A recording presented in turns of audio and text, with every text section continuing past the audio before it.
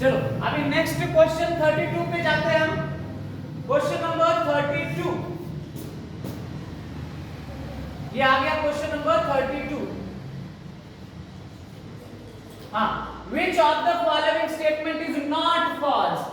Statement वाले question आए ना, सबसे पहले आपने क्या करना है, क्या पूछा है, नॉट फॉल्स, इसको सर्कल करो जिससे हमें याद रहेगा कि हमें क्या करना है, क्या पॉइंट करना है। तीन स्टेटमेंट दिए हैं इन्होंने। ओके, पहला है saliva contain ptyalin enzyme, correct है। टायलिन एंजाइम मतलब अमाइलेज एंजाइम है, अमाइलेज का दूसरा नाम टायलिन है, सलाइवा में होता है हमारे, तो ये स्टेटमेंट करेक्ट है। दूसरा, function of saliva is to moisture the food which results in bolus formation, ये भी स्टेटमेंट करेक्ट है। थर्ड देखते हैं, small intestine secrete amylase, amylase enzyme small intestine नहीं सीक्रेट करता है, amylase enzyme salivary gland secrete करते हैं, तो ये थर्ड जो है ये रॉन्ग है। ओके, तो तीसरा स्ट्रांग है, तो ऑप्शन में देखिए only third is wrong, not true, है ना। ऑप्शन ए इसका करेक्ट आंसर है। क्लियर हो गया सबको? नहीं, क्या पूछा गया है देखो यहां पे, नॉट फॉल्स, क्या, हाँ नॉट फॉल्स, तो 1 and 2, option B only 1 and 2 are not false, option B है। ओके, ऑप्शन बी हो गया उसका, 1 and 2 are not false, option B इसका। ओके, अभी देखो क्वेश्चन नंबर 33 क्या था पेपर में, scientific name of vitamin D, vitamin D का साइंटिफिक नेम है calciferol, calciferol is the correct answer. Retinol किसका आंसर है, विटामिन ए का नाम है रेटिनॉल। एस्कॉर्बिक एसिड किसका है, विटामिन सी का है। एंड टोकोफेरॉल किसका है, विटामिन ई का है। ओके, तो आपको चारों ऑप्शन क्लियर पता चल गए। रेटिनॉल ब्लाइंडनेस होता है, अगर रेटिनॉल की डिफिशियंसी हो गई तो वी में लूज आवर विजन, हमें दिखाई कम देने लगता है, ब्लाइंडनेस हो सकता है, कलर ब्लाइंडनेस हो सकता है। कैल्सिकोलर अगर कम हो गया क्या विटामिन डी, तो आवर बोन में बिकम वीक, वी में हैव रिकेट्सिया डिसीज, रिकेट्सिया नाम का डिसीज हो सकता है। विटामिन ई कम हो गया तो हेयर फॉल हो सकता है। ओके, एस्कॉर्बिक एसिड कम हो गया तो स्कर्वी नाम का डिसीज होता है, विटामिन सी की कमी से। स्कर्वी में ब्लीडिंग गम्स होते हैं, मसूड़ों से खून आने लगता है आपको। ओके, तो ये एक है, तो इसका करेक्ट आंसर है कैल्सीफेरॉल, विटामिन डी का scientific name calciferol. Respiration takes place in human being, कौन से टाइप का होता है, तो दो टाइप्स के रिस्पायरेशन होते हैं, एक होता है एरोबिक, एनारोबिक। हमारे बॉडी में दोनों प्रकार का रिस्पायरेशन होता है, both type of respiration occur in our body. Okay, but most frequently aerobic type of respiration occur in our body because aerobic respiration yields more energy. aerobic respiration में ज्यादा energy निकलती है, इसीलिए अपनी बॉडी जो होती है, our body gives first preference to aerobic respiration. And anaerobic respiration कब होता है, when there is deficiency of oxygen takes place in our body, at that time our body produces energy anaerobically. तो human being में aerobic and anaerobic दोनों प्रकार का respiration होता है। ओके, तो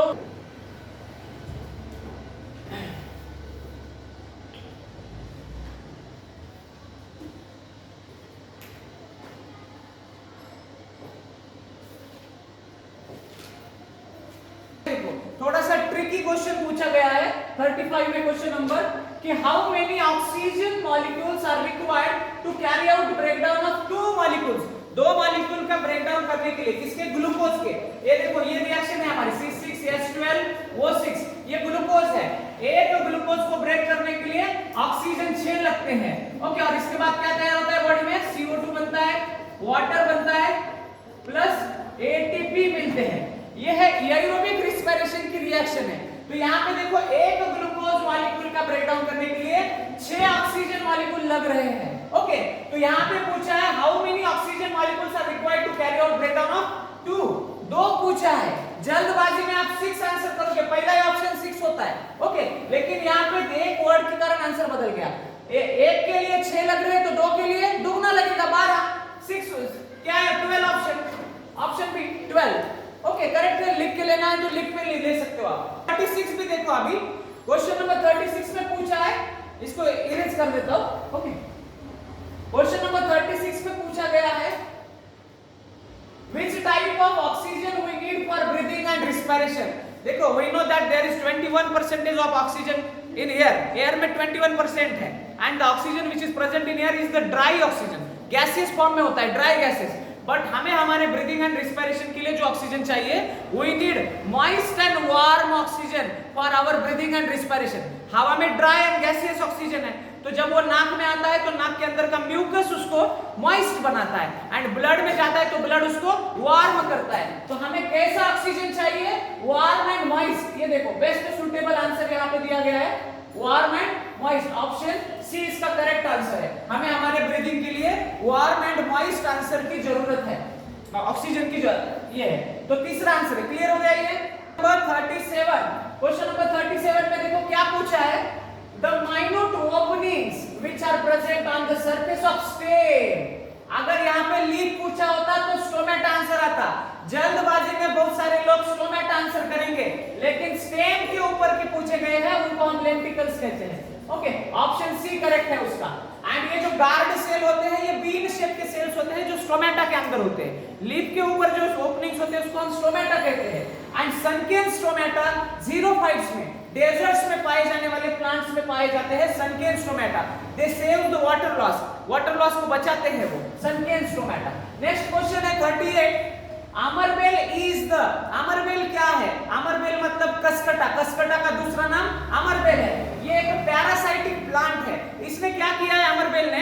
ये लीफलेस रूटलेस प्लांट है। Okay, it is leafless and rootless. Leaf नहीं होने के कारण ये खुद का खाना खुद से नहीं बनाता है, रूट्स नहीं होने के कारण ये न्यूट्रिएंट जमीन से ऑब्टेन नहीं करता है। तो ये क्या करता है? दूसरे प्लांट से न्यूट्रिएंट ऑब्टेन करता है। अगर कोई लिविंग ऑर्गेनिज्म दूसरे ऑर्गेनिज्म से न्यूट्रिएंट ऑब्टेन कर रहा है तो उसको हम पैरासाइट कहते हैं। तो ये पैरासाइटिक प्लांट है। एंड इसने क्या किया है? he has modified his stem into needle like structure. That needle like structure is known as haustoria, and that haustoria it penetrate inside the stem of another plant and it sucks the nutrient of that plant only. So ये stem parasitic plant है। Okay, next question है question number 39, which bacteria is free living? यहाँ पे free living पूछा गया है। Okay, आप बहुत ज्यादा ही करोगे in soil and can fix nitrogen. Nitrogen fixation बोला कि हमारे दिल में आता है कि राइजोबियम नाम आता है, लेकिन एक वर्ड के कारण आंसर चेंज हो रहा है। फ्री लिविंग, राइजोबियम रूट नोडुल्स के अंदर रहता है एंड ये फ्री लिविंग सॉइल में होता है। तो अज़ाटोबैक्टर इसका करेक्ट आंसर है। अज़ाटोबैक्टर, राइजोबियम भी नाइट्रोजन फिक्स करता है, लेगुमिनस प्लांट के रूट में ये रहता है। ओके, एंड क्लॉस्ट्रिडियम बोटुलिनिज्म जो है ये बैक्टीरिया है, कॉमन फूड पॉइजनिंग कॉज करता है। फूड पॉइजनिंग कॉज करने वाला बैक्टीरिया क्लॉस्ट्रिडियम बोटुलिनम है। एंड एस्परजिलस एक फंगस है। ओके, ब्लैक फंगस होता है, ब्लैक स्पॉट्स में ग्रो होता है एस्परजिलस। अज़ाटोबैक्टर नाइट्रोजन फिक्सेशन करता है। Nitrogen fixation means conversion of atmospheric gaseous nitrogen into their water soluble form is known as nitrogen fixation. तो फ्री लिविंग में अज़ाटोबैक्टर आता है। ओके, हाँ ये। एंड नाइट्रोजन हमें किसके लिए चाहिए? तो हमें हमारे बॉडी की ग्रोथ के लिए नाइट्रोजन चाहिए, प्रोटीन बनाने के लिए नाइट्रोजन चाहिए। There is 78% of nitrogen, but we cannot absorb direct atmospheric nitrogen. We can absorb oxygen, हम ऑक्सीजन absorb कर सकते हैं, लेकिन नाइट्रोजन नहीं ले सकते। Even plant need nitrogen, but they cannot absorb atmospheric nitrogen. They also depend on certain microorganism for their nitrogen demand. They form symbiotic association with certain nitrogen fixing microorganism and obtain nitrogen from them. Okay, तो जैसे plant rhizobium के साथ association करता है, rhizobium plant के root में रहता है, रूट में रह के वो उसको नाइट्रोजन देता है, उसके बदले में प्लांट उसको शेल्टर एंड न्यूट्रिएंट देता है। लेकिन हम क्या करते हैं? तो we are dependent on plants for our nitrogen demand. Okay, we take in nitrogen in the form of plant proteins when we eat leafy vegetables, fruits. जब हम खाते हैं तो प्लांट प्रोटीन की फॉर्म में नाइट्रोजन हमारे बॉडी में आता है। तो हम प्लांट्स के ऊपर, एनिमल्स के ऊपर डिपेंड है। ओके, तो उनके इससे हमारे बॉडी में नाइट्रोजन आता है। हवा से नाइट्रोजन हम ले नहीं सकते हैं। ओके, तो इसका आंसर अज़ाटोबैक्टर है। क्वेश्चन नंबर 40 देखिए यहाँ पे क्या है। तो question number 40 the needle like structure of Cuscuta मतलब अमरबेल is the modification of. Cuscuta ने, मैंने पहले ही इसमें कह दिया कि कसकटा ने उसके स्टेम को मॉडिफाई किया है। कसकटा लीफलेस रूटलेस प्लांट है। लीफ नहीं होने के कारण खुद का खाना नहीं बना सकता है, रूट्स नहीं होने के कारण जमीन से न्यूट्रिएंट नहीं लेता है। तो ये पैरासाइटिक प्लांट है। इसने इसके स्टेम को मॉडिफाई किया है निडल लाइक स्ट्रक्चर में। उस निडल लाइक स्ट्रक्चर को हम हाउस्टोरिया कहते हैं, तो स्टेम का मॉडिफिकेशन है। एंड पिक्चर के केस में लीफ को मॉडिफाई किया था उसने नाइट्रोजन के लिए, वो अलग है। तो ये स्टेम का मॉडिफिकेशन है। नेक्स्ट क्वेश्चन है process of synthesis of RBC is known as. RBC का दूसरा नाम है इरिथ्रोसाइट्स। ओके, आरबीसी को हम क्या कहते हैं? एरिथ्रोसाइट्स कहते हैं। आरबीसी ब्लड में होते हैं हमारे, रेड ब्लड सेल्स हम जिसको कहते हैं। 120 डेज इसका लाइफ स्पैन है आरबीसी का। उसका दूसरा नाम है एरिथ्रोसाइट्स। एंड आरबीसी तैयार होने की प्रोसेस को एरिथ्रोपोएसिस कहा जाता है। हीमोपोएसिस से क्या बनता है? हीमोपोएसिस से ब्लड बनता है। एरिथ्रोपोएसिस से आरबीसी बनते हैं। आरबीसी 120 डेज में होते हैं। आरबीसी में हीमोग्लोबिन होता है जिसके कारण उनका कलर रेड दिखता है। एंड हमारा जो ब्लड रेड होता है वो हीमोग्लोबिन के कारण होता है। एक अडल्ट मेल में 5.5 लीटर ब्लड होता है, फीमेल में 5 लीटर ब्लड होता है। ओके, तो ये हो गया लिखना।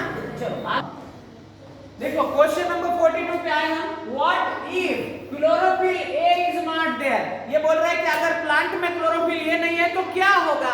तो हमें पता है chlorophyll a is the main photosynthetic pigment. If chlorophyll A is not there, then plant cannot convert solar energy into chemical energy. Only chlorophyll A have ability to absorb solar energy and convert it into the chemical energy. हाँ, तो option number B इसका correct answer है। Photosynthesis does not take place, क्योंकि chlorophyll ये क्या है? Main photosynthetic pigment है। सिर्फ और सिर्फ क्लोरोफिल ए में एबिलिटी है सोलर लाइट को एब्सॉर्ब करके कन्वर्ट करने की। ओके, बाकी all other pigments can only absorb solar energy, they cannot convert it into the chemical energy. And we know that during photosynthesis plant convert solar energy into chemical energy. तो अगर plant में chlorophyll ये नहीं है तो plants में photosynthesis नहीं होगा।